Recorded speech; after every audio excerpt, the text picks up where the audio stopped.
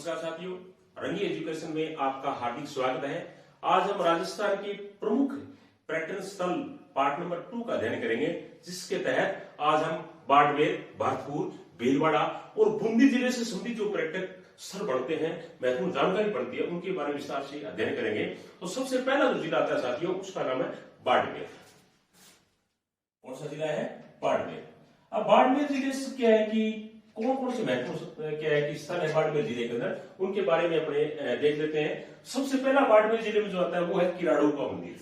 कौन सा मंदिर है? किराड़ू मंदिर। किराड़ू मंदिर साथ ही बहुत ही महत्वपूर्ण प्रश्न बनता है कि किराड़ू का मंदिर राजस्थान में किस जिले में है। तो किराड़ू का जो मंदिर राजस्थान के अंदर वो बाड़मेर जिले के अंदर है, और ये लाल माणक जो पत्थर होता है उनके समान दिखाई देता है। और किराड़ू का जो मंदिर है वो शिव जी को समर्पित है। किस देवता को समर्पित है? शिव जी को समर्पित है। उसके बाद में बाड़मेर जिले में है दूसरे जो महत्वपूर्ण है वो है श्री नाकोड़ा जी का मंदिर। किसका मंदिर है? श्री नाकोड़ा जी का मंदिर क्या है कि बहुत ही महत्वपूर्ण है, जो जैन धर्म से संबंधित है, श्री नाकोड़ा जैन मंदिर। तीसरा क्या है साथी जो महत्वपूर्ण है वो है रानी भटियानी मंदिर। कौन सा? रानी भटियानी मंदिर। रानी भटियानी मंदिर साथियों, रानी भटियानी मंदिर है, ये भी बहुत ही महत्वपूर्ण है। और मुख्य रूप से क्या है, रानी भटियानी है वो बुआसा के नाम से प्रसिद्ध है। किसके नाम से? बुआसा। बुआसा, बुआ के नाम से रानी भटियानी है वो प्रसिद्ध है। और ये क्या है कि जो जसोल गांव है उसके अंदर बना हुआ है। किस गांव में है इनका मंदिर है? वो जसोल गांव के अंदर। जसोल गांव यानी बाड़मेर का जो जसोल गांव है उसके अंदर ये मंदिर बना हुआ है। और डोली जो जाति है उनकी ये आस्था का केंद्र वो माना जाता है। तो साथियों, ये बाड़मेर जिले से संबंधित 3 प्रमुख पर्यटन स्थल है। कौन कौन से? किराड़ू मंदिर है, दूसरा श्री नाकोड़ा जी का जैन मंदिर है, और तीसरा रानी भटियानी मंदिर है। आगे वाला जो जिला है उसका नाम है भरतपुर। भरतपुर भरतपुर जिले से संबंधित साथियों पर देख लेते हैं कि कौन कौन से महत्वपूर्ण जो पर्यटक स्थल है। भरतपुर में सबसे जो महत्वपूर्ण पर्यटक स्थल है उसका नाम है केवलादेव गन्ना राष्ट्रीय उद्यान। क्या नाम है? केवलादेव गन्ना राष्ट्रीय उद्यान। साथियों, सभी ने इनका नाम सुना है, और पेपर में अक्सर क्या है कि पूछा जाता है कि केवलादेव राष्ट्रीय उद्यान राजस्थान में कहां स्थित है, तो वो है भरतपुर के अंदर। और इसको जो पक्षी अभ्यारण्य का जो दर्जा है वो 1971 में दिया गया था। कब दिया गया था? 1971 के अंदर क्या है कि केवलादेव राष्ट्रीय उद्यान को पक्षी अभ्यारण्य का दर्जा है वो दिया गया, और इसको विश्व धरोहर सूची के अंदर भी शामिल किया गया है। तो विश्व धरोहर सूची के अंदर इसको 1985 में शामिल किया गया था। कब शामिल किया गया था? 1985 के अंदर केवलादेव राष्ट्रीय उद्यान को विश्व धरोहर सूची के अंदर शामिल किया गया, और विश्व का सबसे शानदार पक्षी अभ्यारण्य माना जाता है। राजस्थान के लिए बहुत ही खुशी की और बहुत ही गर्व की बात है कि विश्व का सबसे शानदार अभ्यारण्य पक्षी विहार किसे माना जाता है, तो अपने किसका नाम बताएंगे? केवलादेव राष्ट्रीय उद्यान का। उसके साथ में साथियों भरतपुर के अंदर और जो महत्वपूर्ण जो पर्यटक स्थल है उनमें है लोहागढ़ का दुर्ग। कौन सा है? लोहागढ़ दुर्ग। लोहागढ़ दुर्ग। और लोहागढ़ दुर्ग के बाद में है बंदबारेठा, और बंदबारेठा के बाद में एक और पर्यटक स्थल उसका नाम है गंगा मंदिर। गंगा मंदिर बहुत ही महत्वपूर्ण स्थान साथियों राजस्थान के भरतपुर में रखते हैं मंदिर है ये गंगा मंदिर। और इसमें जो गंगा की जो मूर्ति है वो भरतपुर के जो राजा थे ब्रजेंद्र सिंह जी, उन्होंने क्या है कि गंगा की मूर्ति है वो गंगा मंदिर के अंदर लगवाई थी। आगे वाला जो डिस्ट्रिक्ट है उसका नाम है भीलवाड़ा। और भीलवाड़ा जिले से संबंधित अपने देख लेते हैं कि भीलवाड़ा जिले में कौन कौन से क्या है कि महत्वपूर्ण पर्यटक स्थल है साथियों। भीलवाड़ा जिला बहुत ही महत्वपूर्ण डिस्ट्रिक्ट आता है राजस्थान का।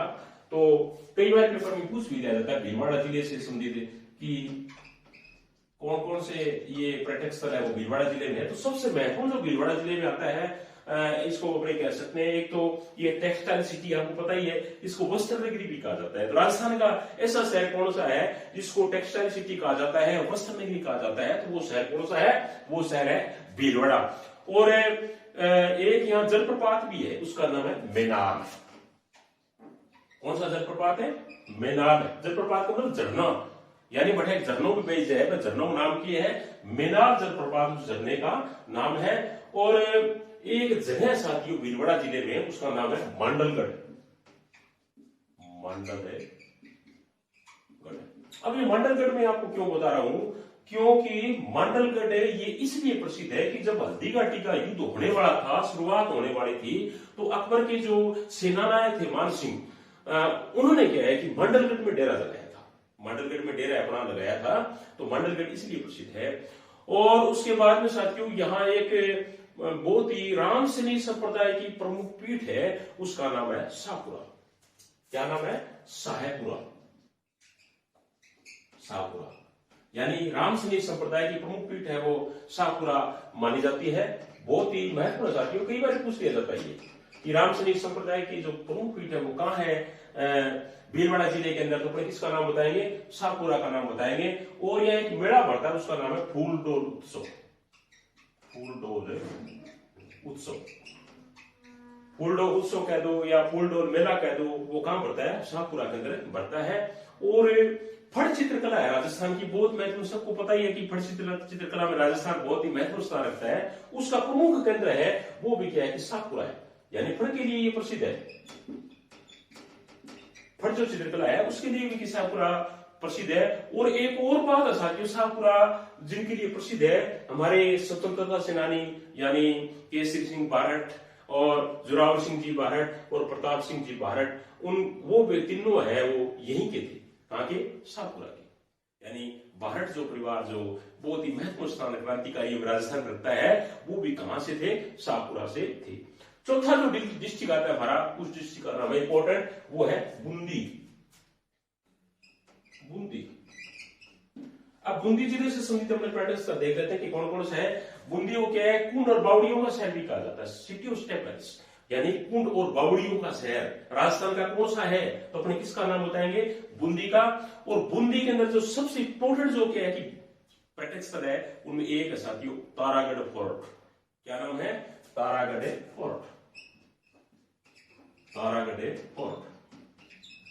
और जो तारागढ़ जो फोर्ट है, इसका जो निर्माण है वो राजा बरसिंह ने करवाया था और 1754 ईस्वी के अंदर।